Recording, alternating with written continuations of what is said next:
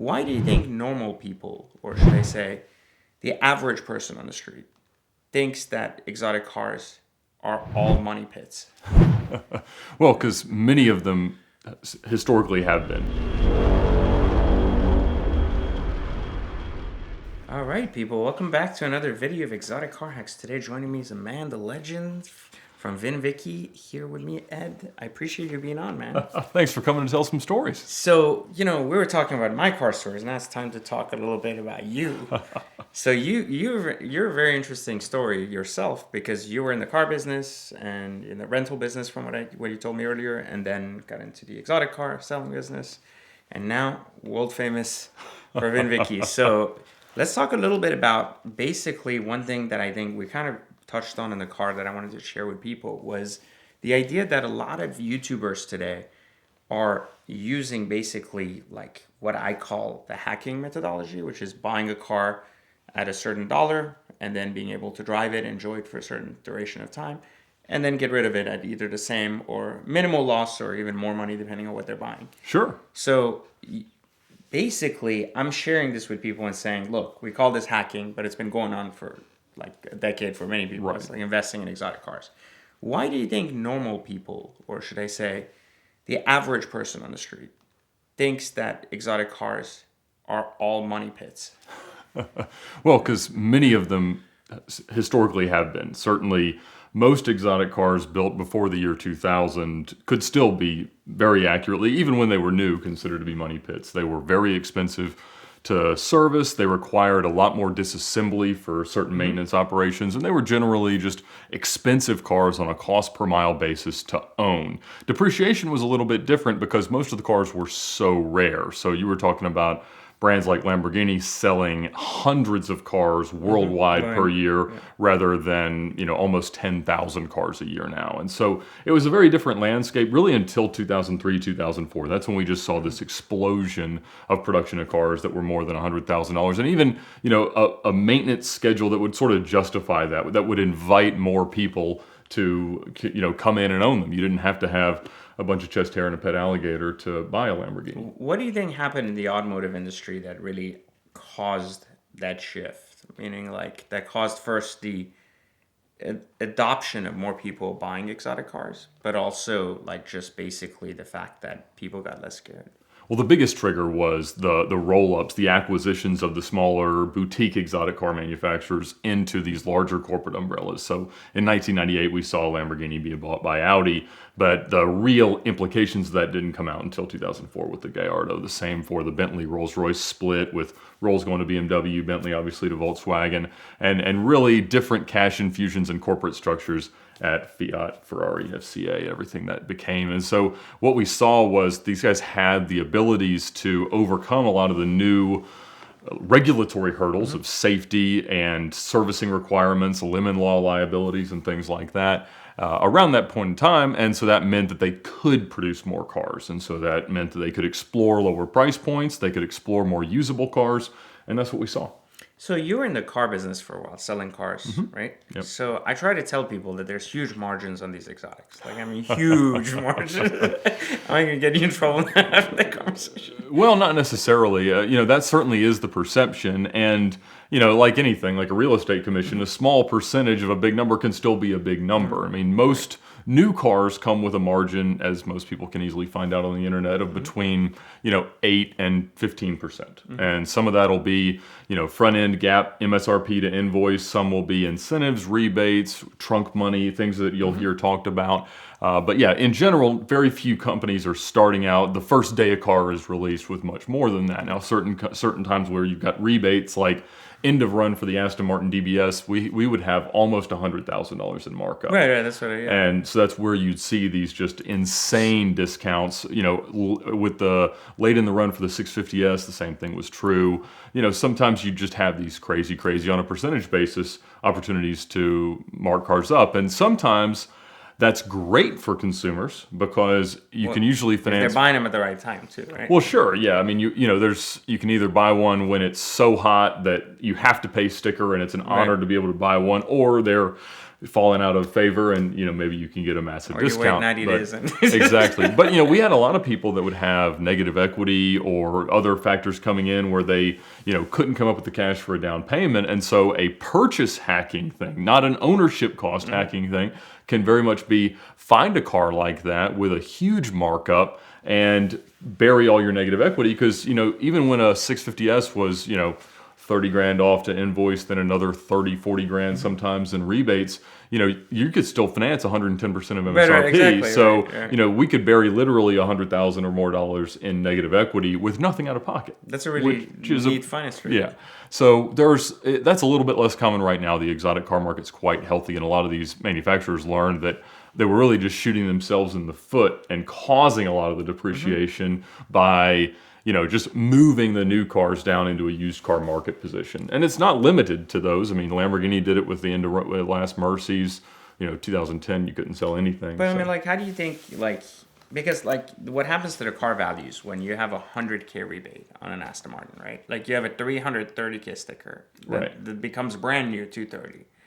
Fine, it's not the exact perfect white on red car. Sure, it's whatever's left in inventory. Exactly. Yeah, but doesn't that kill everything else? Meaning you think about someone else brings a white on red car now. It's you can buy a brand new one for.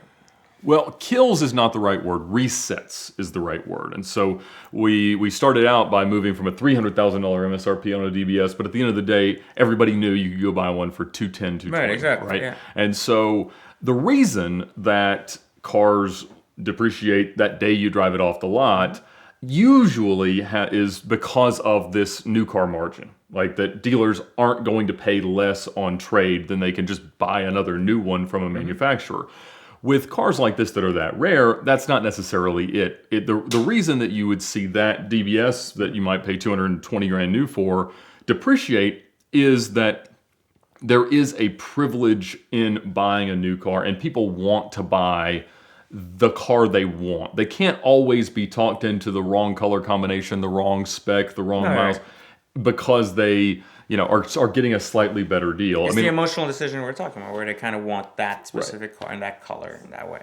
And when you get to see, ultra rare cars, that can be swings of insane amounts of money. People, let's say you want to buy a Veyron, a $1 million plus or minus car. Well, you're not going to buy a black and red one if you just don't like the color. Right. Even if that's the only thing that's available, you just won't buy it. And so that's a very, very different calculation, but it works. But here's a fair question. Do you think a buyer would still buy that DBS knowing the rebate that's coming in 3 months? Meaning I agree that, I like a certain color combination. Maybe I like white on black and I like yellow stitching and I like it this way. That car's hot, everybody's going to want to buy it. It's never going to be left over, right, in inventory. Maybe they were all nice it's harder, cars. Meaning it's less likely that car is left over. So the question is, if that buyer goes, well, I really wanted a red interior. So do you still think that people would buy that red interior if they knew that in 6 months that car would lose $100,000 because of that? Because I think that a lot of people that buy these cars, I don't think they realize how the game works until they go sell the car. Then they go, whoa, what happened? Why is my car worth so less? Or they keep their car forever, and then 5 years later they go, well, of course it's worth less. And Correct. I don't know better. Correct. So what you're hitting at there is that not all buyers are approaching the marketplace with the same attitudes and the same sensitivities. Certainly there were plenty of people that bought these cars, even when there were rebates, at sticker. Because they came in, they loved it, they thought that's how much you paid, and they left in them. But did they know at that time that of there was a rebate of 100 grand on the other car? Because you don't advertise. That's rebates, what I mean. Right? Exactly. Yeah. You're not telling people you can buy one at 200. Right. Yeah. So that didn't happen all that often because most buyers at least learn that they, should try, and most dealers probably shortchange what they could do because that buyer might just want 20 grand off, even if you give them 80 or 90. People kill themselves on that. Right. They go, give me 50 off and I'm good. Dealers kill themselves because they might say, yeah, we can do this, and everybody's like, wait a minute, I thought I was going to have to pay sticker, or Right, I was going to be exactly, close yeah. to that. So, it's an interesting dichotomy, but it's also very, very important to us as enthusiasts to understand that the production and the availability of new cars isn't based on us. There's so many people that are so active in automotive journalism, commentaries, and things like that, that just can't wait to buy these cars once they depreciate, once they can buy them and own them for nothing. Well, those buyers, the manufacturers couldn't care any less about that, because that's not even a real client. Most of them are going to service their cars at Independence. They're going to buy cars out of warranty. correct. Like the They're not the common sensitivities, client, yeah. exactly. The sensitivities are in the people that will actually go take the risk, expose themselves to depreciation, and spend the money buying new cars. And that's what shapes the landscape of the cars that will be available later. That's why manual transmission cars disappeared, was because in the mid-2000s, the only way you could really make cars faster was to make the gearboxes work better. You couldn't make bigger motors because of emission standards. You couldn't make the cars lighter because of safety standards. And so the only thing you could do is make them launch better and shift better. And that got your 0 to 60 times down. And the cars were all slippery enough from aerodynamics that they go 200-ish miles an hour. So that's all that really mattered. And so it was essentially the evaporation of manual transmissions, because people who are buying new cars every 12 to 18 months want something that's a little bit better than what they just traded in. And transmissions were the way they did that. So let's talk a little bit about the future of cars, because I think that's an interesting both business conversation as well as like enthusiast conversation. Sure. So let's talk first about the business element. We've seen something like, for example, Aston Martin AMG kind of influence happening. We talked about this earlier in one of the stories. I'm just curious as to, I'm sure you saw the news that Aston Martin was on the verge of not making it, and it just got kind of a bailout scenario going on. So I've heard this actually from a lot of McLaren and Aston dealers too, that they're like, if that SUV they just came out with doesn't kill it, they're done. Meaning like they don't have the money to support the operation. Isn't that the whole story behind like almost every manufacturer barely is. like playing that? We are hearing it from Aston Martin, but I hear it from everybody about everybody except for like Lamborghini. I haven't heard about like Lamborghini dying, but Well, if you look at the history of Lamborghini and the history of Ferrari, there have been these eras of individuality where they were able to make their own decisions, their own design ideas, sculpt their future themselves. And then they realize, holy cow, we can't afford all that. And generally, the next step is acquisition. They get bought by Audi. And that facilitates the growth and the infrastructure that they need and the regulatory relationships that they've got to, kind of cultivate. Then eventually they might spin off. It would not be unprecedented. Actually, Audi and Volkswagen Group were talking about selling off Lamborghini and Bugatti and stuff like that recently. And so Aston has been literally, probably at least for the last, and since the Jaguar split, has been primed to be acquired, to become a new portfolio brand for one of these companies, because they've got enough brand identity, mostly through James Bond, that they do add something unique to the portfolio. Right. So if it fell in under Volkswagen next to Bentley to be this slightly different, slightly edgier car, whatever the case may be, they would benefit. And so Aston has needed that. And it could be argued that the Valkyrie and Valhalla ideas were the ultimate expression of their individual ideas that without somebody's assistance, they couldn't act on. And we'll see if the 500 or whatever billion do you think helps. it's because manufacturers make too many cars? It's hard to say that the manufacturers make too many cars when they sell most of them, right? But you see, I argue that I don't think they sell most of them. I think they sell most of them on the brands that people want, right? Like meaning there's so many Aventadors sitting at lots, so many Aventador S's. Like even we know that Lamborghini is only allowed, like the dealerships aren't allowed to advertise all their inventory on their website. Right. Like we know that because they're supposed to show scarcity and it's not available and all that stuff. So what I'm saying is like if we know there's, for example, an average of 3 Aventadors sitting on lots, like that's a lot of Aventadors sitting without anybody interested in buying them. For that kind of car is what I'm Sure, saying. Not yeah. 3 cars is not a lot of cars, of course, but Of we're not course, talking but- about anyone who walks off Yeah, the street for a and buys dealer one. that sells 3 to 4 a year, that's Exactly. a year's supply. Like, So if that's you a have a lot of supply. 365-day supply But of a for car, Aston, we see the same thing. Like for McLaren, we see the same thing. Like a lot of cars sit. Like I get the special cars don't sit. Like I get the Sennas with the right specs. You know, they get spec'd and taken. But even those sits nowadays. So like. oh sure, yeah. I mean, all of those. You know, it's become very easy. Now we are probably on a culling of sorts with respect to that. We're seeing less inventory be carried and stuff like that. Now, there's a few reasons that manufacturers would stockpile inventory. One is to discourage people from ordering cars, because there's a lot of reasons that if somebody decides they want a 720S today, but they have to wait 7 or 8 months to get a car, that in that window of time they may decide they don't want it, which is a bad circumstance because you have a very customized car for someone. So if there are 10 of them at each of the, whatever, 18, 19 McLaren dealers there are, then it's unlikely that there's not something somewhere that's close. That was Aston's mentality around 2009, 10, 11, that they were just going to have all the cars out there. They were going to maybe produce more than they would plan And just on. move from place to place, exactly, right. you anticipate dealer trades. That's a good thing. That's what Ford does great. And so there's a lot of good precedent there. But when you see a surplus of inventory, when it's not front loaded to avoid upcoming emissions crackdown or something like that, then yeah, it does create a liability. But that's what it's got to be. I mean, it's a conscious business decision between the manufacturers and the dealers. And so if it just because it happens doesn't mean that somebody made a wrong calculation. It just can be that they literally decided that was best. Well, so I argue that years ago, you had to go to one manufacturer to get one type of car, another one to get another, and that everybody had their specialty. And that today, everyone's trying to take every piece of everybody's market share. Like if you look at the performance SUV, kind of space, right? Right. Everybody has an SUV now. Sure. Some of these people shouldn't have SUVs. Like I don't think the new Aston DVX is like worth anything. Like I mean, I don't think it's special. I think the Urus was a very knockoff of a Audi. Like now, it's a better version. I get it. I'm not questioning this. It's a Sure. good car. No, it's true. It's a great car. But it's still like, if it took that market share for them, great. But right now, Lamborghini doesn't have a 4-door sedan. I wouldn't be surprised if down the road they had a 4-door sedan. So what I'm saying is like, do you not feel that has a lot to do with the reason why cars, like there's so many units, if that makes sense? Like because there isn't. I get that there's a better customer today, but like there's more customers, there's more money in the world than there was 10 years ago. So more people are buying.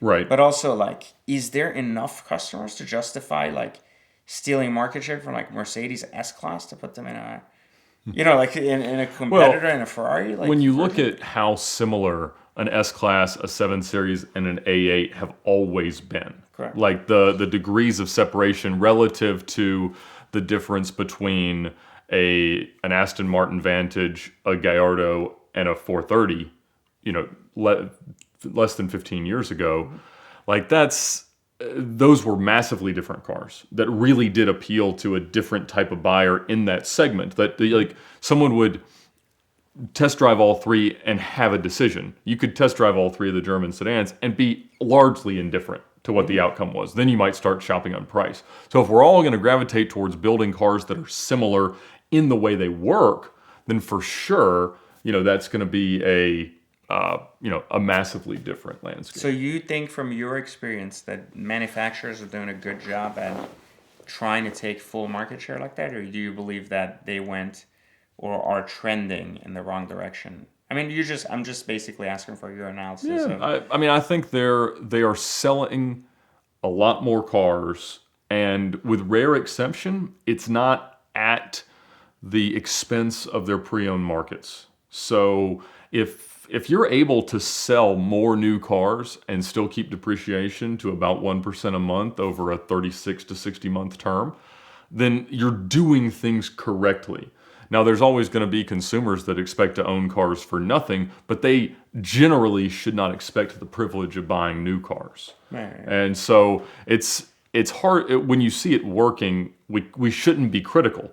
Now, we should understand what the liabilities it creates for us as pre-owned car consumers. Correct. And those can be significant because the days of waiting 18 months to buy a mid-engine V8 Ferrari, then owning it for 6 months and flipping it for 30 grand over sticker as a trade on your next one that you've ordered are over. Right, that's what I mean. Like yeah, the certainly that's landscape not becomes a new reality.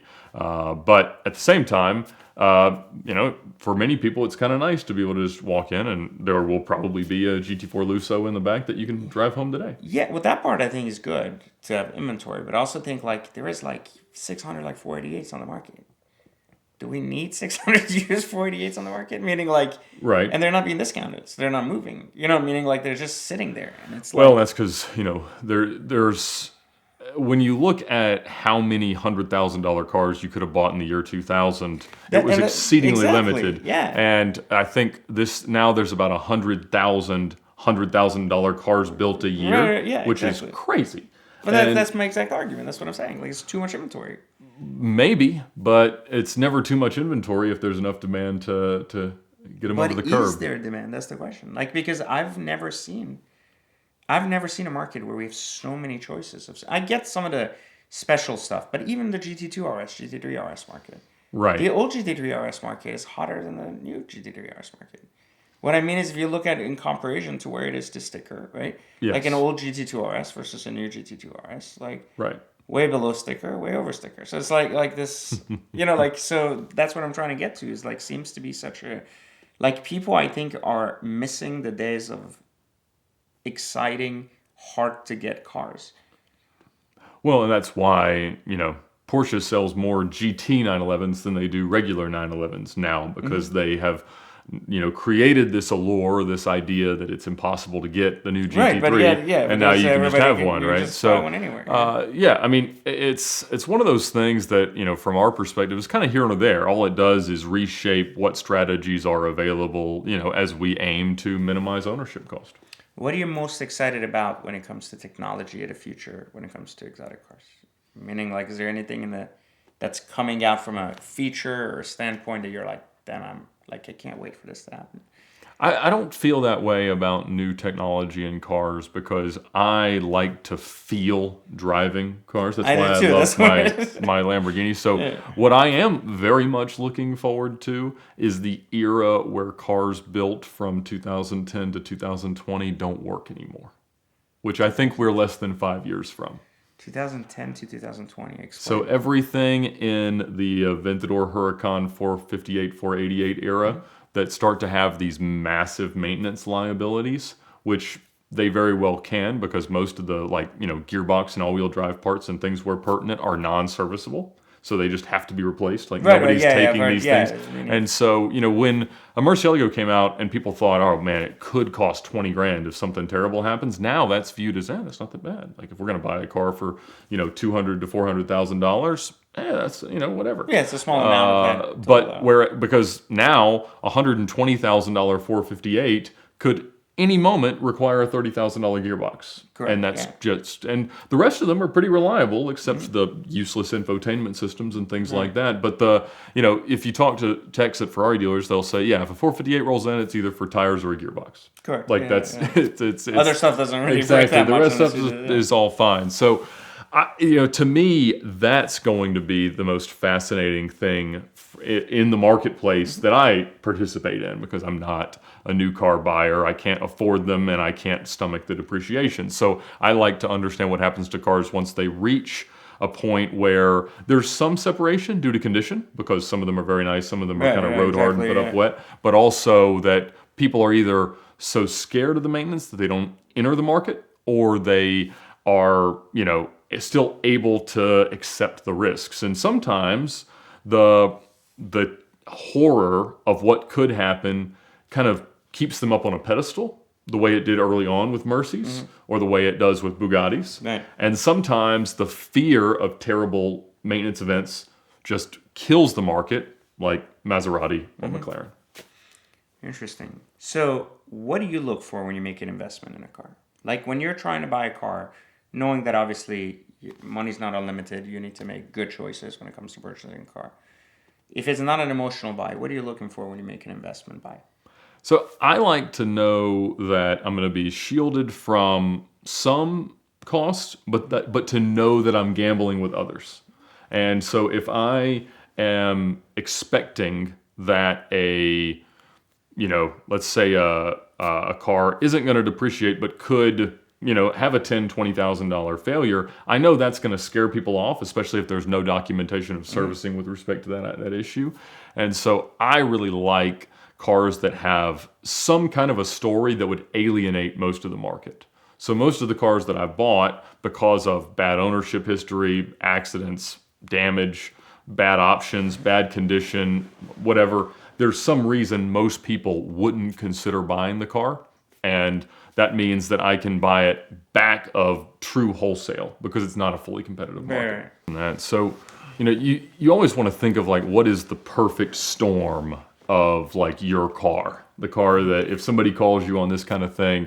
So, I want to find something that is rare, is a special car with respect to the manufacturer, probably is going to have high miles, may have some damage. I'd love to not have a branded title or anything like that, because I know people still want to be able to, at least try to finance them if they can, even as they age. There's still these boutique exotic car manufacturers like Premier Financial Services that will finance anything, no matter how old it is. And so I like to see that.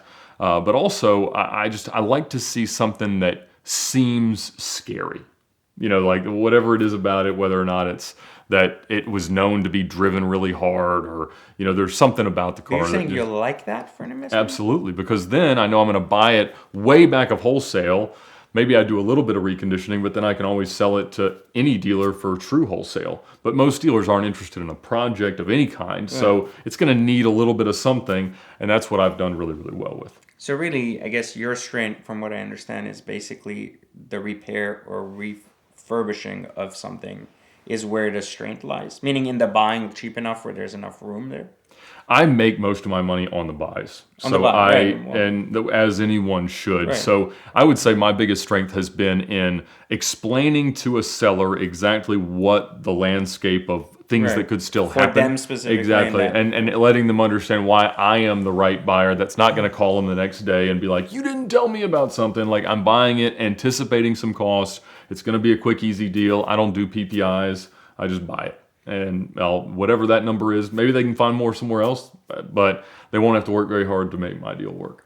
No, I understand. That's actually interesting because it's very different from what we teach. It's like almost the exact opposite. Right. It's like, don't buy the story, don't buy the higher miles, don't buy the stuff. Like, find the premium version of a car lower priced than the non-premium version. Ultimately, talk the perfect car down. And I wouldn't call what I do like a system. Like, I can't teach someone how to do it, because the reason that it works for me as a recipe is that I did this for 15 years, and some have bit me hard and some have been really good experiences. But, over the years I've probably made, I don't know, $600,000-$700,000 flipping cars, and it works out pretty well. Right. So it's funny because hacking works in its own way based on whoever's doing it, right? It's whatever you can physically get to a place where you're hacking your way, whatever works for you. Exactly. So let's talk about Vinwiki a little bit. Because you have grown this channel. It's very popular. Well, we'll just make it, it's a little popular. You guys may have heard of it. What's the end goal? Like, what's the end goal with the channel? Like, is it kind of an ongoing thing forever, or is it kind of it's there to fuel the app? Tell me more about like kind of what you're trying to do. Well, we did start the channel to promote the app, and it has done that exceptionally well, and better than any content marketing strategy I ever could have dreamt up. But it's been great, and it will certainly continue for that reason. But the secondary motive, and really what the channel is the chance to immortalize the car stories that we might just be able to tell amongst our friends. To broaden that audience to hundreds of thousands or millions of people is really, really cool to me, because it means that they get encapsulated into a form that can be easily distributed and seen, and the stories that one day our grandkids will get sick of us telling will get to live on, and other people's grandkids can tell us how boring they are or interesting. And so that's really the privilege that I see in sort of curating the channel, is being able to find these really interesting stories and see what people think of them. So what has been your biggest learning from operating this channel?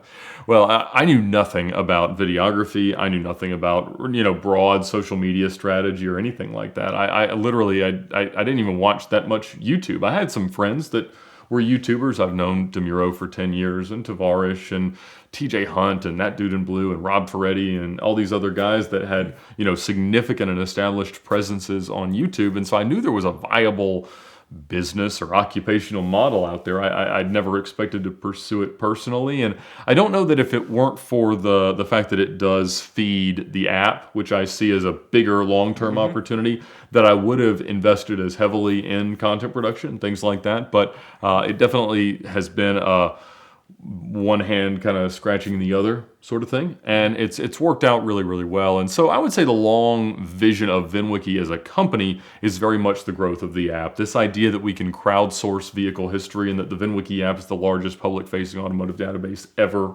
to exist, to me is really encouraging. And it means that the more that we have people talking about their experiences with cars that would go beyond what you might see on Carfax or AutoCheck, just allows a tremendous social and value opportunity. And it seems like every day I get somebody say, wow, I was looking at this car and I just discovered, I searched on VinWiki and this was posted there. And I mean, we don't have all cars. We got about 160 million of them. But, at this point, the likelihood that you're going to find something about some car that you've either owned previously or might have some interest in is getting higher and higher every day.